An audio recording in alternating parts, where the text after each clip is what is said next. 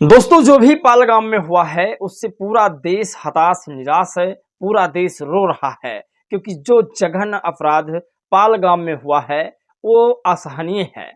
लोगों ने कहा और बीजेपी वालों ने कहा कि धर्म पूछ कर मारा है। उन लोगों ने, जो भी आतंकवाद टेररिस्ट थे, उन लोगों ने धर्म पूछ कर मारा है। अब सवाल यहाँ पर खड़ा होता है कि धर्म पूछ कर उसने क्यों मारा। और पाकिस्तान ये खुला कह रहा है कि मैंने ही ये सारे घटने का अंजाम दिया है। आप कल्पना नहीं कर सकती। अब सवाल ये है कि धर्म पूछकर मारना और जाति पूछकर मारना ये दोनों अपराध है या फिर धर्म पूछने वाला सिर्फ अपराध है, जाति पूछकर मारने वाला अपराध नहीं है। अब आप लोग कुछ समझ नहीं पा रहे होंगे, आपको बताते हैं। दरअसल आपको बता दें कि जो आतंकवादियों ने किया वो गलत है और उन्होंने धर्म पूछकर मारा वो सबसे ज्यादा गलत है। लेकिन भारत के अंदर जाति पूछकर जो लोग मार रहे हैं वो कितना सही है। आपको बता दें कि एक सोशल एक्टिविस्ट और बहुजन पत्रकार हैं और ट्राइबल समाज से आते हैं, आदिवासी समुदाय से आते हैं पत्रकार महोदय।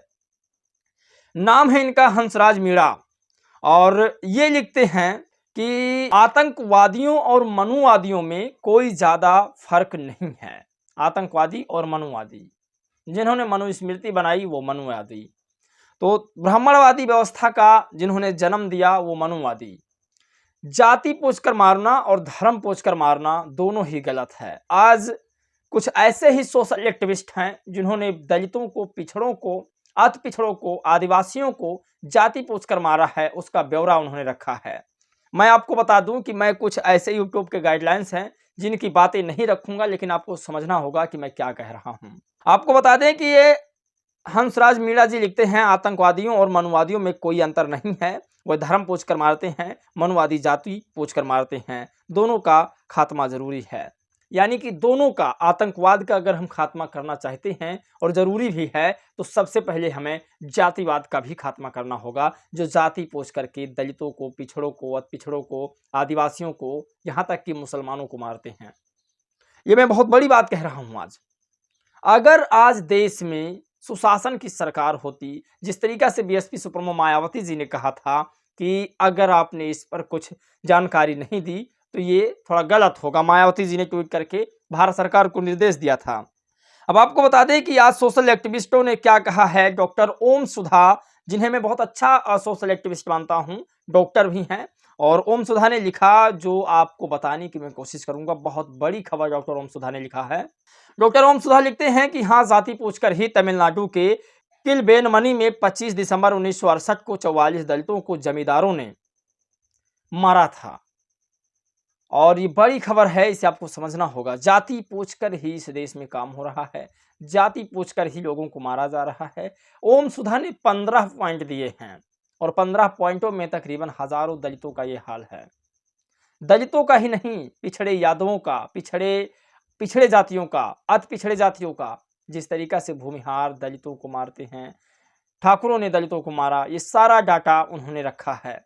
मैं आपसे रिक्वेस्ट करूंगा कि वीडियो को पूरा देखें और अपने ग्रुप में इसे शेयर करें। डॉक्टर ओम सुधा की बातें हर जन तक पहुंचानी चाहिए और मीणा, हंसराज मीणा जी की बातें पहुंचानी चाहिए। वाकई में अंतर कुछ मुझे लगता नहीं है। हाँ, जाति पूछकर ही बाथनी टोला में 21 दलितों को 11 जुलाई 1996 को रणवीर सेना के आतंकवादियों ने मारा था दलितों को। ये बहुत बड़ी खबर है। और तीसरा लिखते हैं, हाँ, जाति पूछकर ही लक्ष्मणपुर बाथे में 1 दिसंबर 1997 को 58 दलितों को रणवीर सेना के आतंकवादियों ने मारा था, जिसमें 27 महिलाएं शामिल थी। ये सबसे बड़ी खबर है। आपको बता दें, हर वो खबर मैं अपने बहुजन समाज को बताने की कोशिश करता हूं जो टीवी अखबार नहीं दिखाता। मैं फिर कह रहा हूं, सोशल मीडिया ही सच्ची मीडिया है, सोशल मीडिया ही बहुजन मीडिया है। सोशल मीडिया को आप फॉलो जरूर करिएगा। सोशल मीडिया दरअसल आपको बता दें कि आपके हाथों में रहता है। आप जब चाहें जब पोस्ट कर सकते हैं, जब चाहें जब खबरें पढ़ सकते हैं। इसीलिए मैं फिर आपसे रिक्वेस्ट करूंगा, सोशल मीडिया सच्ची मीडिया है, इसे सब्सक्राइब करिए और इस चैनल को भी आगे बढ़ाने की कोशिश करिए, ताकि मैं आपके लिए खंभे की तरह मजबूत खड़ा होकर के आवाज ढाल बन सकूं, आवाज उठा सकूं। चौथा लिखते हैं कि हाँ, जाति पूछकर ही 1978 में तमिलनाडु के विल्लुपुरम में 12 दलितों को मारा गया और 100 दलित झोपड़ियों को जलाया गया। घर भी जलाए गए। आपको बता दें कुछ इसमें से, जब से मैं वीडियो बनाने लगा हूं तब से जानता हूं, बिहार में अभी माझी समाज के तमाम घरों को जलाया गया था। और बहुत ऐसी घटना है जो जाति पूछकर ही होती है। अगली खबर, हाँ, जाति पूछकर ही 6 अगस्त 1991 को आंध्र प्रदेश के सुंदरम में रेड्डी जाति के लोगों ने 8 दलितों को मारा और उन्हें, अब जो शब्द नहीं मैं कहना चाहता, जो यूट्यूब के खिलाफ है वो भी बोलना जा रहा हूं, मौत के घाट उतार दिया। ये बड़ी खबर है। अब जहां पर मैं मारा का शब्द यूज करूं, आप समझ जाइए कि शब्द मैं वही बोल रहा हूं। गाइडलाइंस है, बंद हो जाएगा चैनल, आपको खबरें नहीं पहुंच पाएगी मेरे द्वारा। मैं कोशिश कर रहा हूं ज़्यादा से ज़्यादा बचने की, क्योंकि यहाँ जाति पूछकर ही चैनल बंद किए जाते हैं, जाति पूछकर ही मीडिया का एल्गोरिथम सिस्टम बढ़ता है लोगों तक। जो यूट्यूब वाले शेयर करते हैं वीडियो, जो यूट्यूब इंडिया है वो जाति के अनुसार ही, नहीं तो जो हम लोग बोलते हैं हमसे 100 गुना ज़्यादा टीवी अखबार बोलता है, तो उनका क्यों प्रमोशन हो जाता है।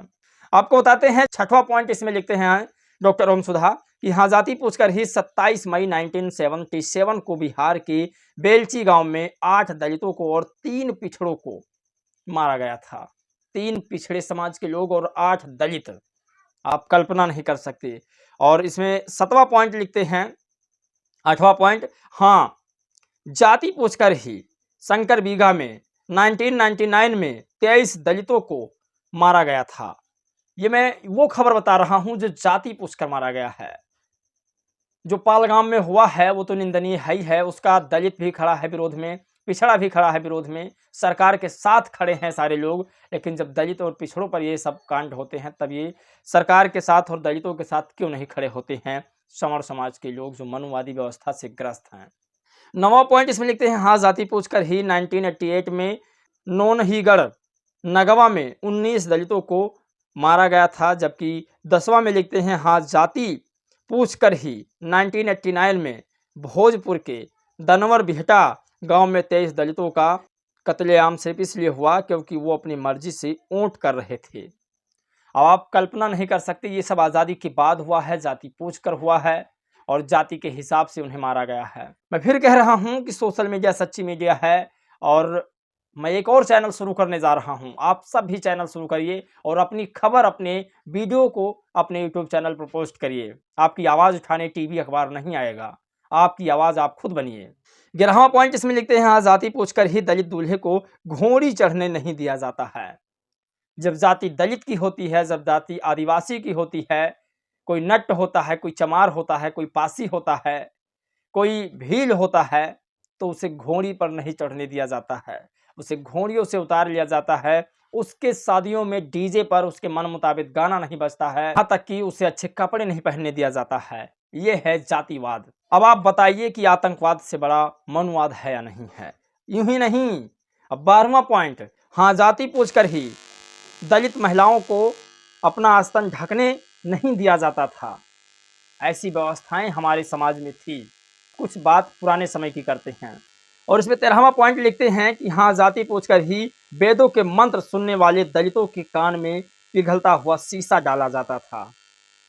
इतना ही नहीं, हाँ, जाति पूछकर ही दलितों के गले में हांडी बांधी जाती थी, टंकी बांधी जाती थी, सड़कों पर थूकने नहीं दिया जाता था। और हाँ, जाति पूछकर ही दलितों के कमर में झाड़ू बांधा जाता था ताकि उनके निशान भी सड़क पर ना मिल पाएं। ये सबसे बड़ी खबर है। और आप कह रहे हैं कि धर्म पूछकर मारने वाले आतंकवादी हैं। मैं बिल्कुल उनके खिलाफ हूं और मैं सरकार के साथ खड़ा हूं। मेरा पूरा देश, मेरा पूरा समाज, यहाँ तक कि हमारे तमाम नेता सब सरकार के साथ कंधे से कंधा मिलाकर खड़े हैं। बस वो कह रहे हैं कि आप धर्म पूछने वाले और जाति पूछने वाले दोनों को समाप्त कर दीजिए। भारत सरकार के साथ कंधे से कंधा मिलाना कोई आम बात नहीं है।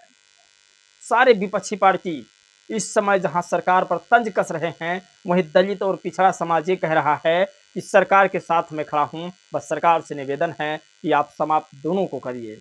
बाहर वाले धर्म पूछकर मारते हैं, अंदर वाले जाति पूछकर मारते हैं। आप अपनी राय प्रतिक्रिया जरूर दीजिएगा।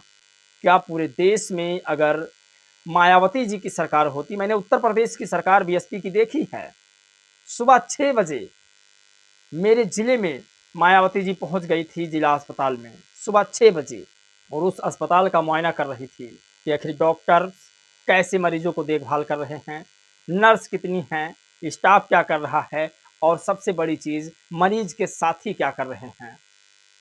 ना ही चूने से सड़क की लाइनिंग होती थी, ना ही साफ सफाई की बहन जी आने वाली हैं या उत्तर प्रदेश की मुख्यमंत्री आने वाली हैं। जो भी होता था ऑन द स्पॉट करती थी। ये लोगों का कहना नहीं, मैंने खुद देखा है। बस इस पर चाहता हूँ आपकी क्या राय है। आप अपना सुझाव जरूर दीजिएगा। जय भीम, नमो बुद्धाय।